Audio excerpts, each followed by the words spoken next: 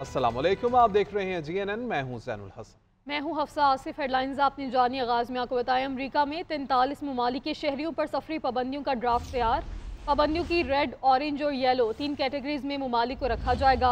मुकम्मल सफरी पाबंदियों वाले ममालिक रेड कैटेगरी में शामिल होंगे। पाकिस्तान को ऑरेंज या येलो कैटेगरी में रखने जाने के मुतज़ाद दावे। न्यूयॉर्क टाइम्स के मुताबिक पाकिस्तान ऑरेंज लिस्ट वाले ममालिक में शामिल होगा। इस लिस्ट के ममालिक के लिए इमिग्रेंट और सयाहती वीज़े महदूद किए जाएंगे। कारोबारी मुसाफिरों को कुछ शराइत के साथ अमरीका में दाखिले की इजाज़त होगी। बरतानवी खबर एजेंसी के मुताबिक पाकिस्तान का नाम येलो लिस्ट के 22 ममालिक में शामिल किया जाएगा। इस लिस्ट में शामिल ममालिक के शहरियों को तहफ़्फ़ुज़ात दूर करने के लिए 60 दिन की मोहलत दी जाती है। अफगानिस्तान, ईरान, लीबिया, यमन और शुमाली कोरिया समेत 11 ममालिक रेड लिस्ट में होंगे। ट्रंप इंतजामिया किन ममालिक पर सफरी पाबंदियां आयद करने जा रही है, कौन सा मुल्क किस कैटेगरी में शामिल होगा, दो मुतजाद दावे सामने आ गए। बरतानवी खबर एजेंसी रॉयटर्स ने एक अंदरूनी मेमो की बुनियाद पर 41 ममालिक पर सफरी पाबंदियों की खबर जारी की है। अफगानिस्तान और ईरान समेत 10 ममालिक रेड लिस्ट में शामिल हैं, जिनके शहरियों के लिए मुकम्मल तौर पर वीजा मुअत्तल होगा। रॉयटर्स के मुताबिक पाकिस्तान का नाम येलो लिस्ट में आने का इम्कान है। इन ममालिक को जांच का निज़ाम बेहतर बनाने के लिए 60 रोज का वक्त दिया जाएगा। खबर एजेंसी के मुताबिक येलो लिस्ट ऑरेंज लिस्ट के बाद तीसरे नंबर पर आती है। न्यूयॉर्क टाइम्स ने भी 43 ममालिक पर सफरी पाबंदियां आयद किए जाने का दावा किया है। न्यूयॉर्क टाइम्स की रिपोर्ट में बताया गया है कि पाकिस्तान का नाम दीगर 9 ममालिक के साथ ऑरेंज लिस्ट में हो सकता है। ऑरेंज लिस्ट वाले मुल्कों के लिए इमिग्रेंट और सियाहती वीजे महदूद किए जाएंगे। कारोबारी अफराद को कुछ शराइत के साथ अमरीका में दाखिले की इजाजत होगी। ज़राए के मुताबिक ये फहरिस्तें हतमी नहीं, इनमें मजीद रद्दोबदल हो सकती है। दूसरी जानिब अमरीकी नायब सदर JD वैंस ने ग्रीन कार्ड होल्डर्स के लिए भी खतरे की घंटी बजा दी है। डोनाल्ड ट्रंप ने दूसरी बार सदारत का मनसब संभालते ही गैर कानूनी तारिकीन वतन और इमिग्रेशन क्रैकडाउन का ऐलान किया था। नाज़रीन, वज़ीर-ए-आज़म का पेट्रोलियम मसनूआत की कीमतें कम न करके बिजली सस्ती करने का ऐलान। पेट्रोलियम कीमतें बरकरार रखते हुए माली फ़ायदा बिजली की कीमतों में मुंतकिल किया जाए। वज़ीर-ए-आज़म शहबाज शरीफ कहते हैं कि बिजली सस्ती करने के लिए पैकेज तैयार किया जा रहा है। आलमी मंडी में तेल की कीमतों में फ़र्क से माली गुंजाइश बनी ही इस माली फ़ायदे को बिजली के शोबे में इस्तेमाल किया जाएगा। बिजली सस्ती होने से मजमूई तौर पर महंगाई कम होगी। कौम को बहुत जल्द रिलीफ पैकेज से आगाह किया जाएगा। महंगाई के सताए अवाम पेट्रोल की कीमतों में कमी के रिलीफ से भी महरूम हो गए। पेट्रोलियम मसनूआत की कीमतें हालिया सतह पर बरकरार रहेंगी। वज़ीर आज़म ने बिजली की कीमतें कम करके सारिफीन को बड़ा रिलीफ देने का दावा कर दिया। वज़ीर आज़म ने कहा कि पेट्रोलियम की कीमतें बरकरार रखते हुए इसका पूरा माली फायदा बिजली की कीमतों में अवाम को मुंतकिल करने का फैसला किया है। बिजली के निर्खों में कमी के हवाले से जामे और मौसर हिकमत अमली के तहत पैकेज तैयार किया जा रहा है। शहरियों ने पेट्रोलियम मसनूआत की कीमतों में कमी न करने के वज़ीर आज़म के फैसले को मुस्तरद कर दिया। कहा, पेट्रोल सस्ता होने से अशियाए ज़रूरिया की कीमतों में भी कमी आती। हम तो इस फैसले को जो है ना बहुत जो है ना गलत समझते हैं। पेट्रोल सस्ता होगा तो ऑटोमेटिक हर चीज़ सस्ती होगी। पेट्रोल से सब निज़ाम चलता है, तो हम ये चाहते हैं कि पेट्रोल की कमी आए ताकि हम खुशगवार जिंदगी गुजार सकें। पेट्रोल पे रिलीफ होना चाहिए। पेट्रोल की कीमत जो है कम होगी तो फिर जाके महंगाई का कंट्रोल होगा। आलमी मार्केट में खाम तेल की कीमत में कमी के बाद पाकिस्तान में भी 16 मार्च से पेट्रोलियम मसनूआत की कीमतों में 14 रुपए फी लीटर की कमी का इम्कान था। इस वक्त पेट्रोल की एक्स डिपुट कीमत 255.63 रुपए फी लीटर, डीजल की फी लीटर कीमत 258.64 रुपए और कैरोसिन ऑयल की कीमत 168.12 रुपए फी लीटर है। वज़ीर-ए-आज़म शहबाज शरीफ ने दानिश यूनिवर्सिटी के लिए 100 एकड़ रकबा मुख्तस कर दिया। 14 अगस्त 2026 से यूनिवर्सिटी फाल हो जाएगी। इस्लामाबाद में तकरीब से खिताब करते हुए वज़ीर-ए-आज़म शहबाज शरीफ ने कहा, दानिश यूनिवर्सिटी दुनिया की मुमताज़ दरसगाहों में अपना नाम पैदा करेगी। दानिश यूनिवर्सिटी PKLI की तरह काम करेगी और इसके मामलात का हुकूमत से कोई ताल्लुक नहीं होगा। यूनिवर्सिटी के लिए 190 मिलियन पाउंड की खतीर रकम इस्तेमाल होगी। मजीद बोले कि साबिक चीफ जस्टिस ने कहा कि हमारा इस पैसे से कोई लेना देना नहीं। इस पर काजी फायज़ ईसा का शुक्रिया अदा करता हूँ। दानिश स्कूल में ज़ेर तालीम यतीम बच्चों का जिक्र करते हुए वज़ीर-ए-आज़म आप दीदा हो गए।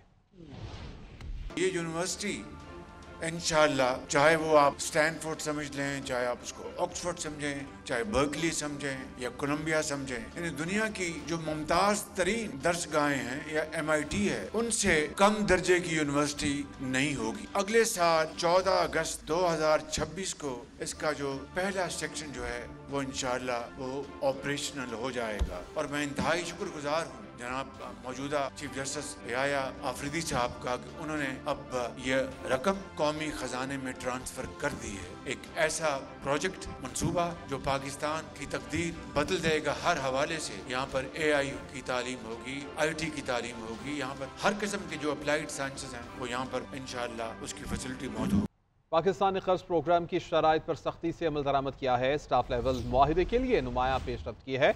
आलमी मालियाती इदारे ने जारी एलामी में कहा है कि पाकिस्तान ने बिजली की पैदावारी लागत को कम करने के लिए इस्लाहात की हैं। मुआशी शरह-नमू को बढ़ाने के लिए इस्लाहाती एजेंडे पर अमल दरामद किया गया है। दूसरी जानिब सरकारी ज़राए के मुताबिक पाकिस्तान के IMF के साथ मुज़ाकरात कामयाब रहे। पाकिस्तान को $2 अरब मिलने का इम्कान है। $1 अरब कर्ज किस्त और $1 अरब क्लाइमेट फाइनेंसिंग में दिए जाएंगे।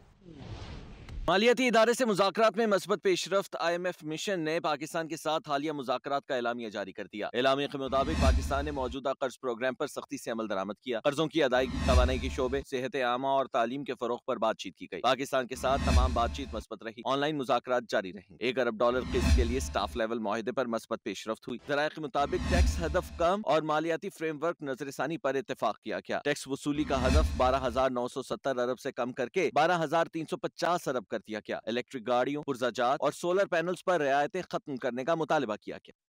अफगानिस्तान के वज़ीर दाखिला सिराजुद्दीन हक्कानी ओहदे से मुस्ताफ़ी हो गए हैं। अफगान तालिबान सरबराह हैबतुल्लाह अख़ुंज़ादा को इस्तीफ़ा भिजवा दिया है। मीडिया रिपोर्ट के मुताबिक वज़ीर दाखिला सिराजुद्दीन हक्कानी का इस्तीफ़ा मंजूर भी कर लिया गया है। इस्तीफ़े की वजह तालिबान क़यादत के अंदरूनी इख्तलाफात बताई जा रही है। हक्कानी नेटवर्क और तालिबान क़यादत के दरमियान ख़वातीन के हकूक़ के मामले में भी इख्तलाफात हैं। सिराजुद्दीन हक्कानी के मुस्ताफ़ी होने से मुतालिक तालिबान हुकूमत का कोई बयान सामने नहीं आया। Welcome back. अक़वाम मुत्तहिदा सलामती काउंसिल और OIC की बलोचिस्तान में दहशतगर्द हमले की मज़म्मत। आलमी बरादरी से बैनुल-अक़वामी क़वानीन के तहत हुकूमत पाकिस्तान के साथ भरपूर ताउन की अपील। सलामती काउंसिल अरकान ने जोर दिया कि संगीन दहशतगर्दी के वाक़यात के मुर्तकिब अफराद, मुंतज़मीन, माली माफ़नीन और सरप्रस्तों को इंसाफ के कटहरे में लाया जाए। सलामती काउंसिल अरकान ने यह भी दोहराया कि किसी भी मकसद के तहत किया जाने वाला दहशतगर्दी का कोई भी अमल नाकाबिल कबूल और मुजरिमाना है। OIC के सेक्रेटरी जनरल हुसैन इब्राहिम ताहा ने कहा कि हर तरह की दहशतगर्दी को मुस्तरद करते हैं।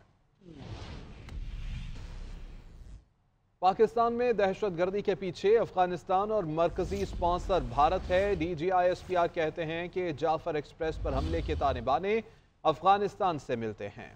बलोचिस्तान में हाल और गुज़श्ता दहशतगर्दाना वाक़यात भारत ने करवाए। अफगान सरजमीन पाकिस्तान के खिलाफ इस्तेमाल हो रही है। अफगान शहरी भी पाकिस्तान में दहशतगर्दी में मुलव्विस हैं।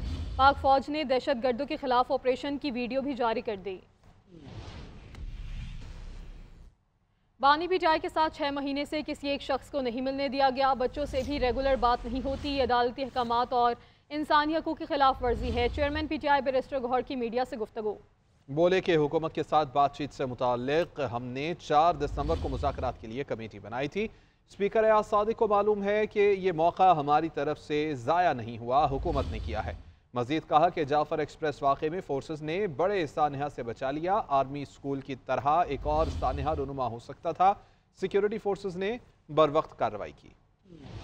कमेटी सबसे पहले हमने बनाई, 4 दिसंबर को कमेटी बनी। हुकूमत ने कहा कि जी आप इन राइटिंग दे दें, इन राइटिंग भी मुतालिबात दिए। तो फिर कहते अब हम आपको जवाब देंगे। मुतालबा था कि अगर आप आमादगी जाहिर करते हैं कि आप कमीशन की तरफ बढ़ेंगे तो फिर हम आपके साथ शिरकत करेंगे, नहीं है तो फिर हम आपके साथ तो फोटो सेशन के लिए, हाई हेलो के लिए नहीं बैठ सकते। कि हमारी तरफ से ये मौका ज़ाया नहीं हुआ, बल्कि हुकूमत ने खुद ये मौका ज़ाया किया। पाकिस्तान तहरीक इंसाफ वाहिद पोलिटिकल पार्टी है जो कोई डिक्टेटोरियल नहीं है, किंग पार्टी नहीं है। इख्तिलाफ राय ज़रूर है, वो बात चीज़ों पर नहीं एग्री कर, कोई फॉरवर्ड ग्रुप नहीं है। सारे खान साहब के क़ियादत में मुत्तहिद सिक्योरिटी फोर्सेज ने बहुत बड़े सानहा से बचा है, वरना एक और सानहा जो है आर्मी पब्लिक स्कूल की तरह हो सकता था।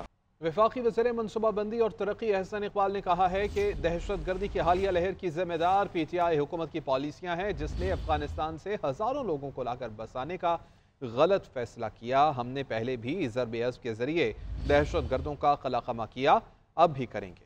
लाहौर में फैक्ट्री की इफ्तिताही तकरीब से खिताब में कहा, गुज़श्ता हुकूमत की नाकाम पॉलिसियों की वजह से CPEC मनसूबा मुतासिर हुआ, ताहम अब दोबारा उस पर काम जारी है। बैरूनी ममालिक से सरमायाकारी पर मुस्बत नताइज सामने आ रहे हैं।